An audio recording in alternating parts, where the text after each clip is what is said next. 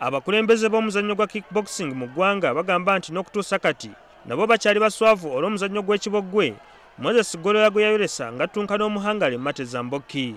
Omwogezi w'ekibiina kino Eddie Gombi ategeezezza NTV akawungeezi nti ekyakubizza Golola kyavudde ku kuba nti amala ebiseera bingi mu kwogera n'okukola katemba n'atassa mwoyo ku kutendekebwa.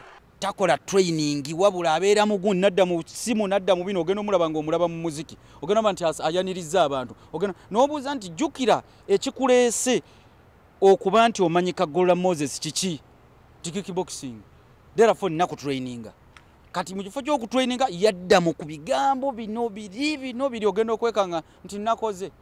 Ategeezezza nti mu kiseera kino bakola enteekateeka okwogera ne Golola akakkane akkiriza okutendekebwa abatendesi ba kuno abalina obumanyirivu mu muzannyo gwa kickboxing. Golola tugenda kufuna engeri gye tumuhandolingamu tumujje ku bantu bano abannakigwanyizi abamwesibyeko emabbali abamulemesezza okukola training tulabe nti tumukolera training asooka achallenginge bano abaawano wansi kuba kati tukyayinza kuleeta muzungu kuva Bulaaya teri ajja kujjayo twagala asooka afune challenge zaawano wansi akuba abantu tuddemu tumubuildinge bulungi.